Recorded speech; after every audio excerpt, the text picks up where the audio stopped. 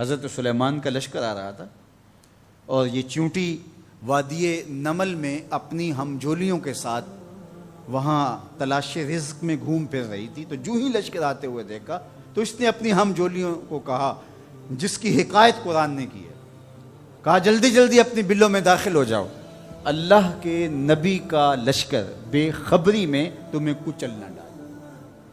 کئی میل دور سے چیونٹی کی اس آواز کو حضرت سلیمان نے سنا.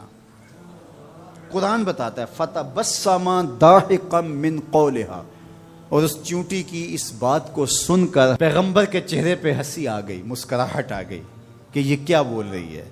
اللہ اکبر. چیونٹی کو پکڑ کے کان کے پردے پہ بھی ڈال دو تو آپ پھر بھی نہ سمجھ پائیں کہ وہ کیا بول رہی ہے. لیکن اللہ کے پیغمبر کی شان یہ ہے کہ کئی میل دور سے وادی نمل میں بولنے والی چیونٹی کو جو بول رہی ہے وہ بھی سن رہے ہیں اور اس کا جو مفہوم ہے وہ بھی سمجھ رہے ہیں. یہ پیغمبر کی شان ہے. کبھی بھی پیغمبر کو اپنی ذات پہ قیاس کرنے کی غلطی نہ کریں. نہ پیغمبر ہمارے جیسا ہے نہ ہم پیغمبر جیسے.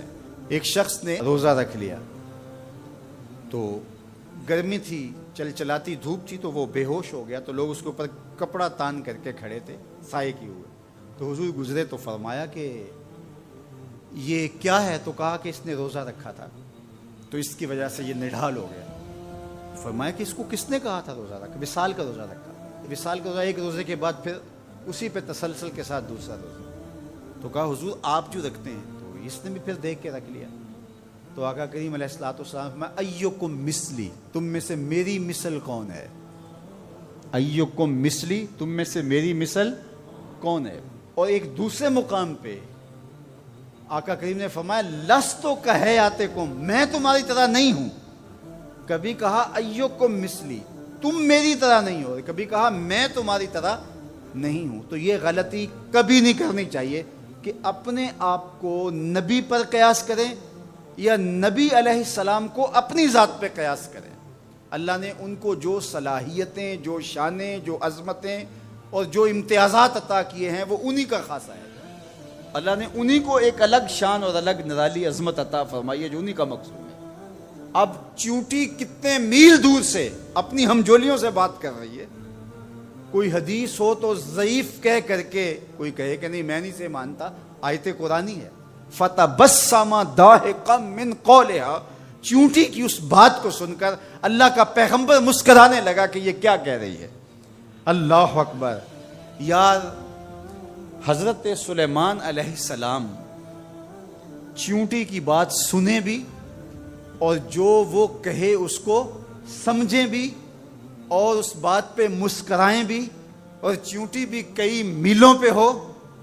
یہ شان اس پیغمبر کی ہے کہ جو مسجد اقصیٰ میں تیرے نبی کے پیچھے مقتدی بن کے کھڑا ہو. جب مقتدی کی سماعتوں کا یہ عالم ہے تو مقتدا کی سماعتوں کا عالم کیا ہوگا. اس لیے میرے اور آپ کے آقا و مولا نے ارشاد فرمایا جو میں دیکھتا ہوں وہ تم نہیں دیکھ پاتے، جو میں سنتا ہوں وہ تم نہیں سن پاتے. تو جب سلیمان علیہ السلام اتنی دور سے چیونٹی کی آواز کو سن بھی لیں اور اس کی سرسراہٹ کے مفہوم کو اخذ بھی کر لیں اور اس پہ آپ جو ہے وہ جواب بھی دیں، فَتَبَسَّمَ ضَاحِكًا مِّن قَوْلِهَا، تو پیغمبر چیونٹی کی آواز کو سن لے تو مدینے والا امتی کی آواز کو نہیں سننے کا. تو یہ شان ہے خدمت گاروں کی. سرکار کا عالم کیا ہوگا. اللہ نے شان عطا کی ہے، اللہ نے عظمت عطا کی ہے. اب اس چیونٹی کو امام راضی کہتے ہیں قیامت تک آنے والی چیونٹیوں کا سردار بنا دیا. کیوں؟ اس لیے کہ اس چیونٹی کو اس بات کا علم تھا کہ اللہ کے نبی کا لشکر جان بوجھ کر ننھی جان کو بھی ضائع نہیں کر سکتا. یہاں ایک لمحے کے لیے رکیے اور اس مفہوم کو اچھی طرح ذہن میں اتار لیجئے، اپنے اندر راسخ کر لیجئے.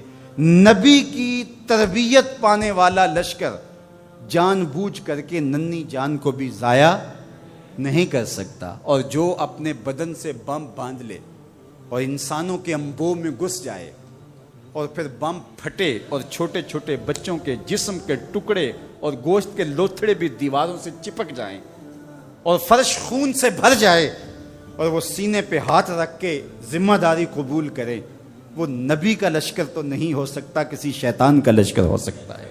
تو اس چیونٹی کو اللہ تعالیٰ نے قیامت تک کی چیونٹیوں کا سردار بنا دیا۔ قرآن مجید کی 114 صورتوں میں سے ایک صورت کا نام اس چیونٹی کے نام پہ رکھ دیا۔ کتنا بڑا اعزاز دیا اس چیونٹی کے نام پہ۔ سورہ النمل ذات کی چیونٹی ہے، لیکن پیغمبر کے تربیت یافتہ لوگوں کے مزاج کو جانتی ہے۔ یار پیغمبر کی صحبت میں رہنے والوں کا کوئی مزاج آشنا بن جائے اور اس مزاج آشنائی کی وجہ سے اس کو عزت، پروٹوکول، تکریم اور قیامت تک آنے والی چیونٹیوں کی سرداری بخشی جاتی ہے، تو جو مزاج پیغمبر کا حامل ہے اس ابو بکر کی شان کا عالم کیا ہو، اس کی عظمتوں کا عالم کیا ہے۔ تو اس چیونٹی کو قیامت تک آنے والی چیونٹیوں کا سردار بنا دیا گیا۔ تو اس کی سرداری کا سبب اس کے یہ جاننے کی وجہ سے ہے کہ پیغمبر کی تربیت میں رہنے والے جان بوجھ کے ننھی جان کو بھی ضائع نہیں کر سکتے۔ انسان کا شرف، اس کی عزت اور اس کا وقار علم ہے۔ اس لیے سیدنا علی المرتضیٰ فرماتے ہیں ہم اللہ کی تقسیم پہ راضی ہو گئے، اس نے ہمیں علم عطا کر دیا اور جاہلوں کو مال دیا۔ مال سے علم افضل ہے۔ حضرت عبداللہ ابن عباس رضی اللہ تعالیٰ عنہ فرماتے ہیں، ابن عساکر نے اپنی تاریخ میں لکھا کہ حضرت سلیمان علیہ السلام کو اختیار دیا گیا، چاہے مال لے لو، چاہے سلطنت لے لو، چاہے علم لے لو۔ تو انہوں نے کہا مالک مجھے علم عطا کر دے، کہا اس کے صدقے مال اور سلطنت بھی عطا کر دی۔ یہ علم کے پیچھے پیچھے چل کے آئیں۔ تو علم بنیاد ہے، علم شرف ہے انسانیت کا، علم وجہ عزت ہے۔ اس لیے علم حاصل کرنا یہ زندگی کی خوبصورتی ہے، اور ہم تو جس دین سے تعلق رکھتے ہیں اس دین کا آغاز ہی اقرا سے ہوتا ہے، اور ہمیں آخری سانس تک علم حاصل کرنے کی تلقین کی گئی۔ اطلب العلم من المہد الی اللحد، آپ ماں کی گود سے لے کر کے قبر کی آخری اینٹ تک علم حاصل کرتے رہیں، اور اس کے لیے سنگلاخ پہاڑوں کا سفر بھی کرنا پڑے، صعوبتیں بھی سہنی پڑے۔ بلکہ فرمایا اطلب العلم ولو بالسین، اگر تمہیں چین بھی جانا پڑے تو علم تلاش کرنے کے لیے وہاں بھی جا پہنچو، راستوں کی مشقتیں سہو، تکلیفیں سہو، لیکن علم کشید کر کے لاؤ۔ یہ مومن کا گم شدہ خزانہ ہے۔ اگر کسی شخص کو ڈاکٹر یہ بتا دیں کہ تیری طبی صورتحال یہ بتا رہی ہے کہ تیرے پاس زندگی کی چند سانسیں باقی ہیں، آج ڈاکٹر کہہ دیتے ہیں کہ اس کی مریض کی خدمت کر لو، کینسر اس سٹیج پہ پہنچ گیا کہ اب بچنے کی کوئی امید باقی نہیں رہی، مریض کو بھی بتا دیا جاتا ہے کہ اب اللہ اللہ کر لو، رب کو راضی کر لو، اب زندگی بس مہمان ہے، چراغ سحر ہے، بجھا جا رہا ہوں، یہ معاملہ ہے تمہارا، تو اب بس اپنی آخرت کی فکر کرو۔ اب وہ کیا کرے جسے پتا چلے کہ میرے پاس 2 دن ہیں، 3 دن ہیں، 5 دن ہیں، 10 دن ہیں، ڈاکٹر اندازہ بتا دیتا ہے، حتمی علم تو اللہ کے پاس ہے، تو وہ کہے کہ تم بس جانے والے ہو، تو کیا کرے وہ؟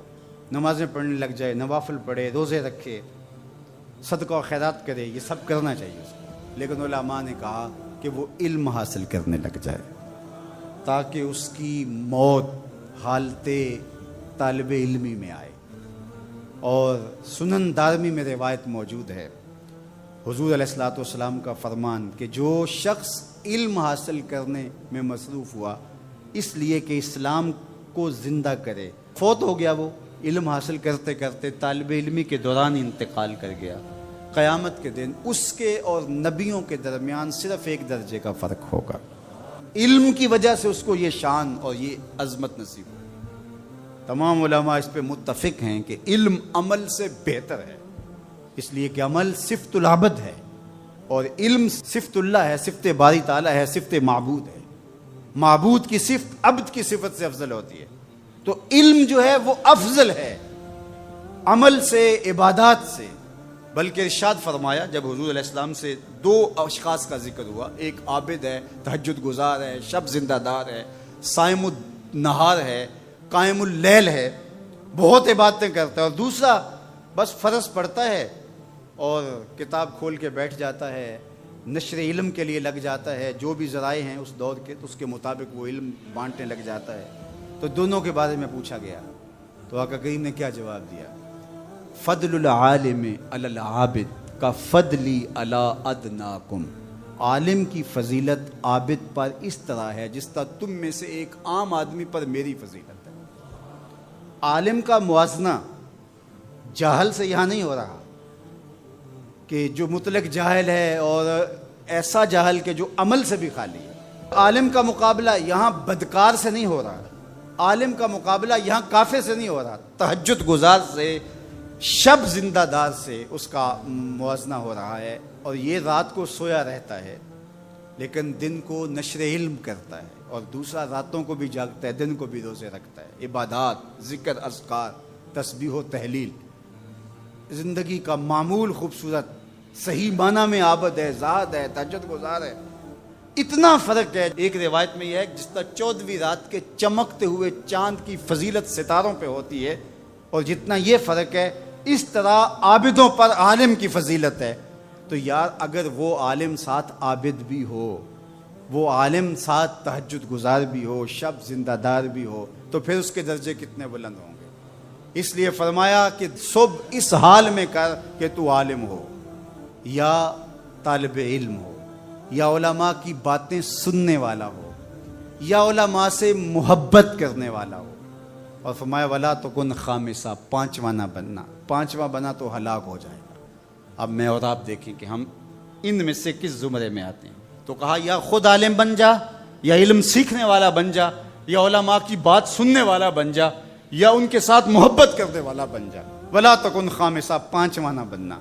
اللہ ان چاروں میں سے ہمیں کوئی بنا دے، اور ہم علم کے جمال کو اپنا اوڑھنا بچھونا بنا لیں۔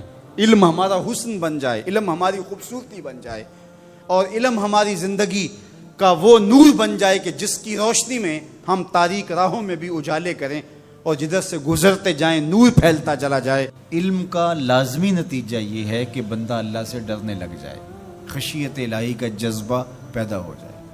اور اگر علم حاصل کرنے کے باوجود بھی خشیت الہی پیدا نہیں ہوئی تو وہ علم نافع نہیں ہے۔ وہ علم معلومات کا ذخیرہ تو ہے، لیکن العلم نور فی قلب المومن، جو فرمایا گیا علم مومن کے سینے کا اجالا ہے، اس کے قلب کا نور ہے، اس کے باطن کی روشنی ہے۔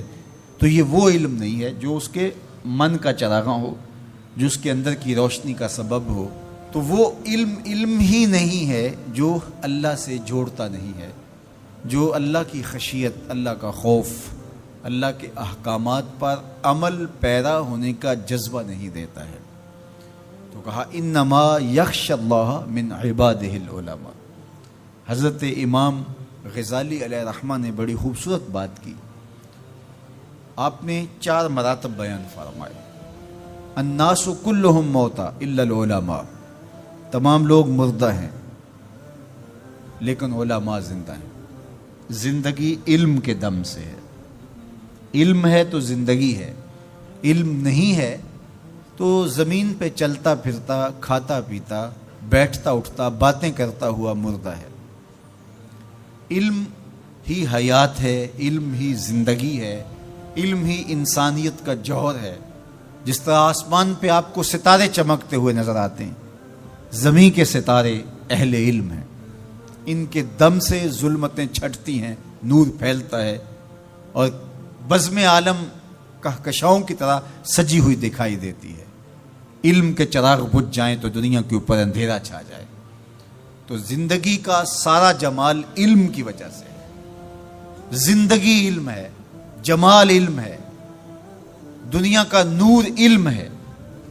سارا چراغاں، ساری کہکشائیں، سارے اجالے، ساری روشنیاں، ساری کنادیل علم اور علماء کی وجہ سے ہی ہیں۔ تو فرمایا الناس کلہم موتا، لوگ مردہ ہیں الا العلماء، علماء زندہ ہیں۔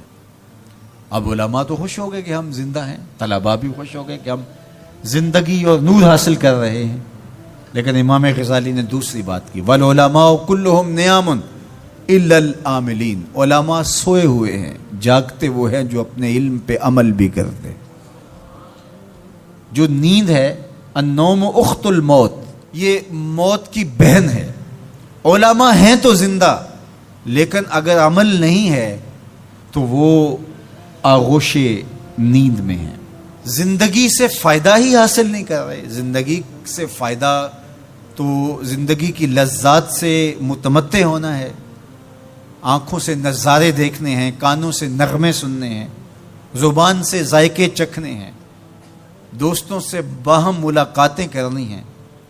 تو جب بندہ زندہ ہوگا تو یہ سب کچھ ہوگا، اور اگر زندہ ہے لیکن سویا ہوا ہے، بے ہوش ہے، کومے میں پڑا ہوا ہے، تو پھر وہ یہ سب کچھ حاصل نہیں کر پاتا.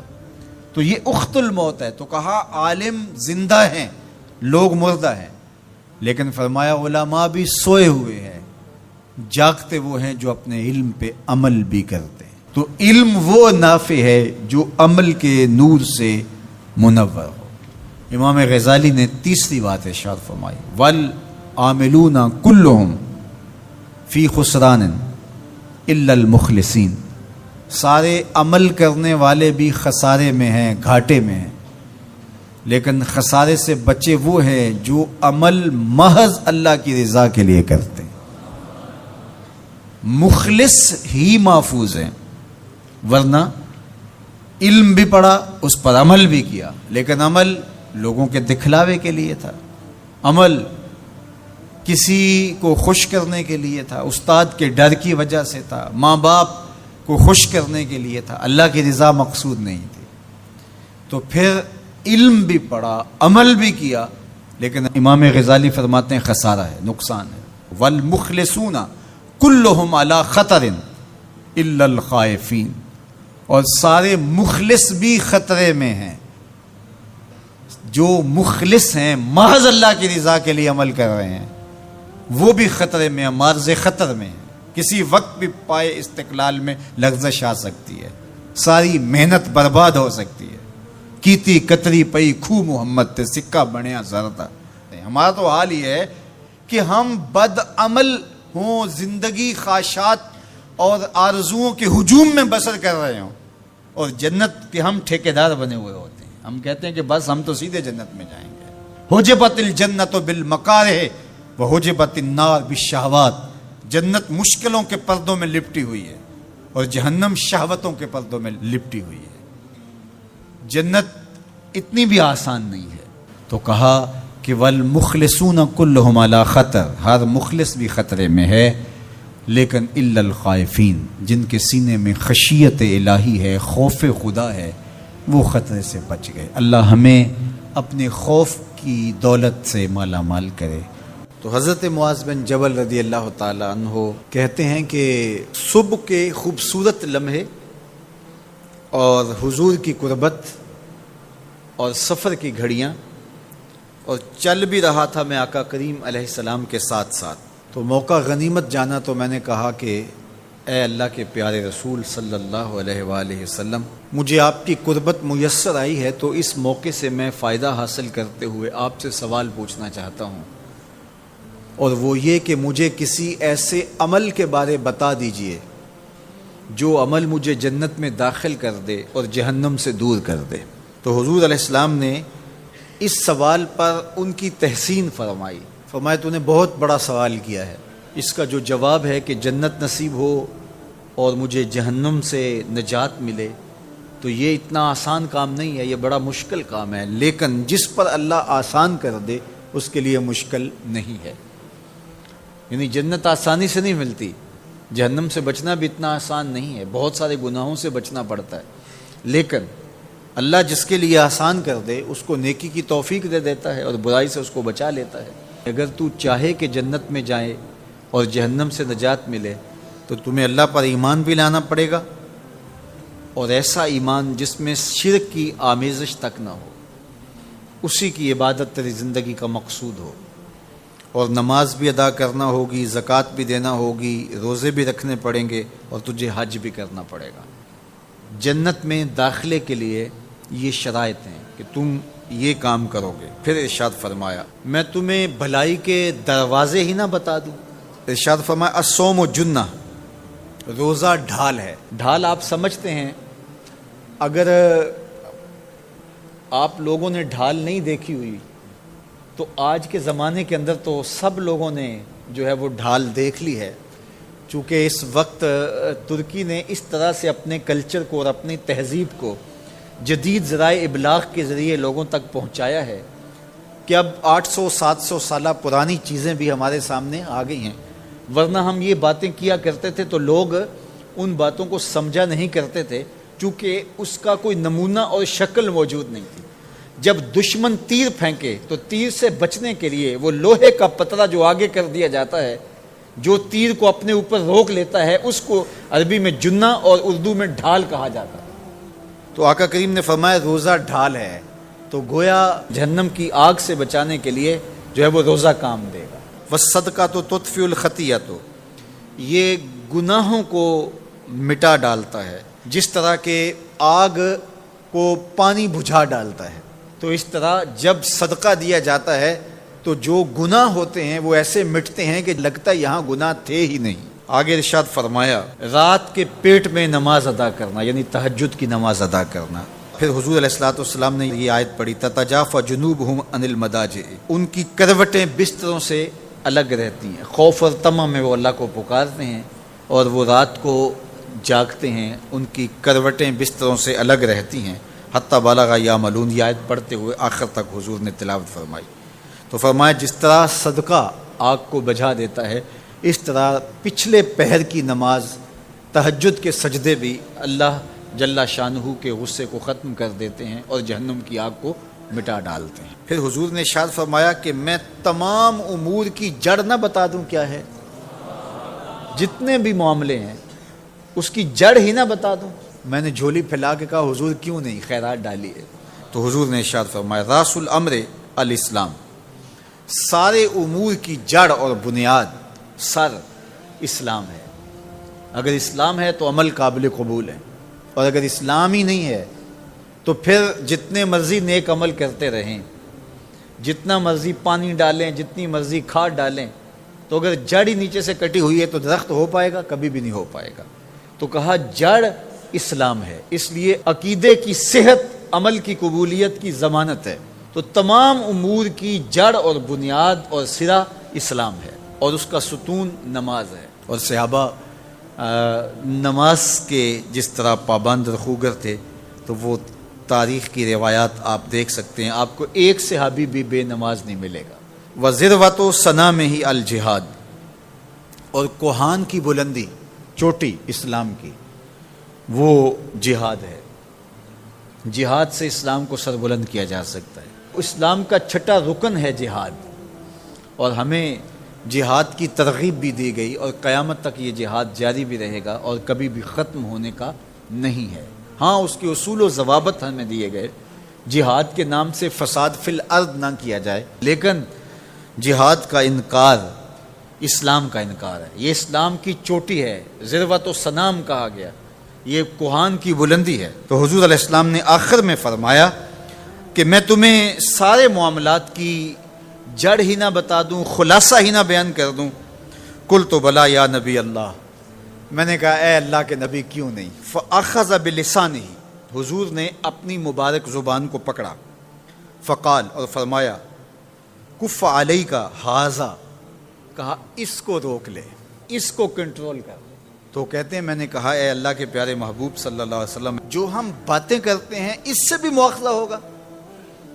یعنی عمل پر تو پکڑ ہوگی، لیکن جو ہم زبان سے بات نکال دیتے ہیں تو کیا اس بات پر بھی مواخذہ ہوگا؟ تو حضور علیہ السلام نے ارشاد فرمایا کہ لوگ منہوں کے بل یا ٹھوڑیوں کے بل جہنم میں ڈالے جائیں گے، یہ ان کے بولے ہوئے بولوں کی وجہ سے ہوگا، ان کی زبان کی کمائی کی وجہ سے ہوگا۔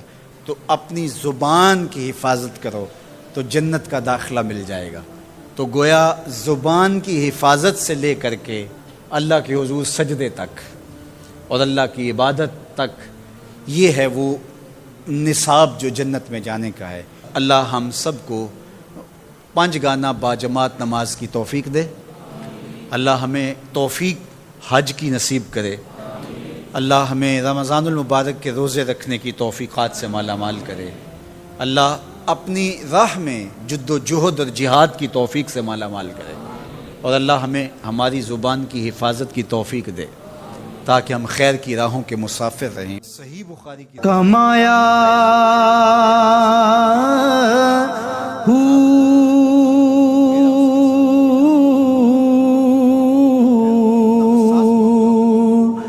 نام بھج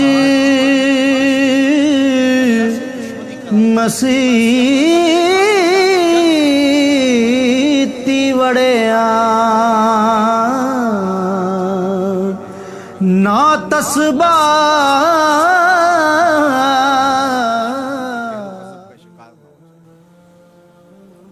تو یہاں اسی حدیث میں جو بخاری کی میں نے آپ کے سامنے رکھی کہ میرا بندہ فرائض کی ادائیگی کے بعد کثرت نوافل سے میرا قرب حاصل کر لیتا ہے.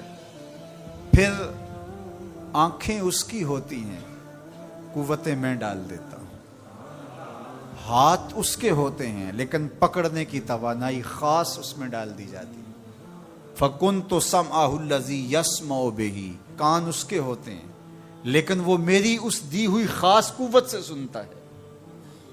ہاتھ اس کے ہوتے ہیں لیکن پکڑائی کی قوت خاص طور کے اوپر میں اس میں ڈال دے. پاؤں اس کے ہوتے ہیں لیکن وہ میری عطا کردہ خاص قوت سے چلتا ہے. آصف بن برخیہ آنے واحد کے اندر تخت بلقیس لے آیا کہ نہ لے آیا؟ قرآن نے بیان کیا ہے نا. آنے واحد میں 1 مہینہ جاتے ہوئے لگتا تھا، 1 مہینہ آتے ہوئے لگتا تھا. حضرت سلیمان علیہ السلام نے کہا کہ بلقیس آ رہی ہے، بس وہ شہر سے باہر پہنچ گئی ہے، تو کوئی ہے جو اس کا تخت لے کر آئے، اس کے آنے سے پہلے حاضر کر دے. اور وہ تخت مکفل کر کے آئی تھی. 60 ہاتھ چوڑا تھا، 80 ہاتھ لمبا تھا اور کئی ہاتھ موٹا تھا. تو کہا کوئی ہے جو اس کے آنے سے پہلے لے آئے؟ قال عفریت من الجن، ایک جن کھڑا ہو گیا، کہا حضور میں لے آتا ہوں. کب لاؤ گے؟ کہا کہ مجلس برخاست ہونے سے پہلے پہلے تخت آ جائے گا. بڑی بات تھی، لیکن سلیمان نے کہا نہیں، مجھے اس سے بھی پہلے چاہیے. کیا شان ہے، پیغمبر تھے، کہا مجھے اس سے بھی پہلے چاہیے. تو پھر کیا ہوا؟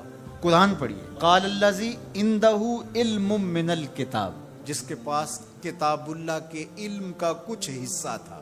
زبور ساری کا عالم نہیں تھا، زبور کی کچھ آیتوں کا عالم تھا. اس نے کہا انا آتی کا بے، جی حضور میں لے آتا ہوں. یہ تو دوپہر تک لا رہا ہے، تم کب لاؤ گے؟ کہا قبل ان یرتد الیک طرفک، آپ آنکھ بعد میں جھپکیں گے، تخت پہلے پڑا ہوگا. یہ قرآن نے کہا ہے نا. اور ابھی حضرت سلیمان نے آنکھ جھپکی نہیں تھی تو تخت سامنے پڑا تھا. جب اس کو دیکھا تو بے ساختہ کا ھذا من فضل ربی، یہ میرے رب کا فضل ہے جس نے میری دہلیز کے ایک خادم کو یہ طاقت عطا کی ہے کہ 1 مہینے کی مسافت سے اتنا بڑا تخت آنے واحد میں آنکھ جھپکنے سے پہلے حاضر کر دیتا ہے.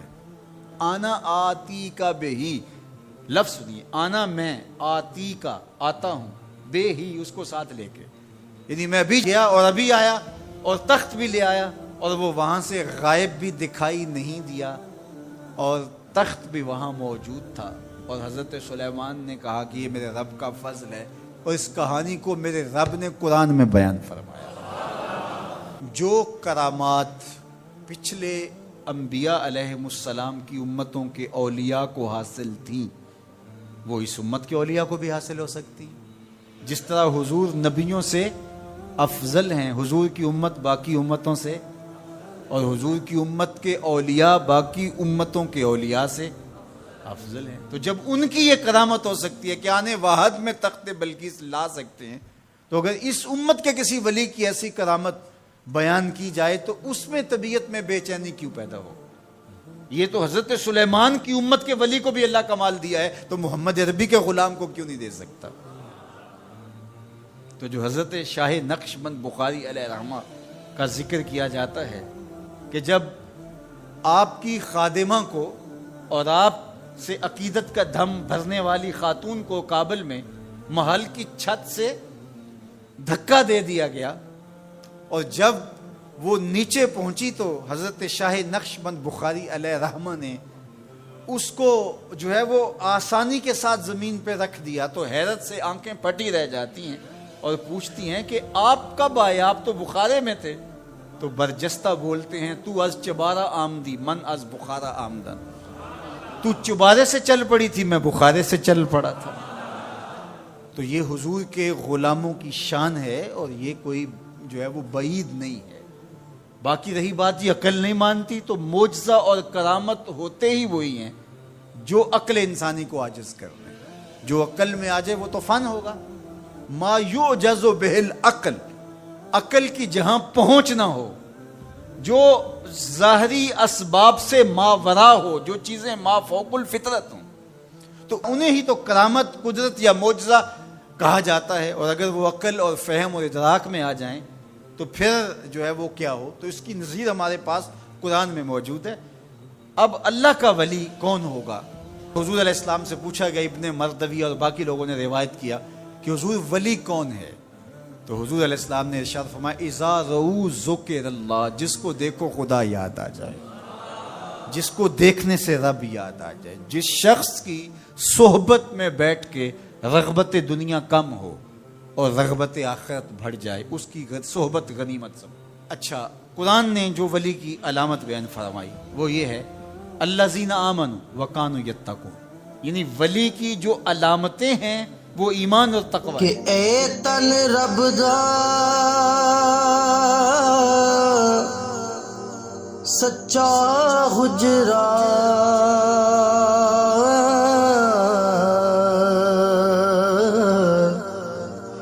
تے کھڑیا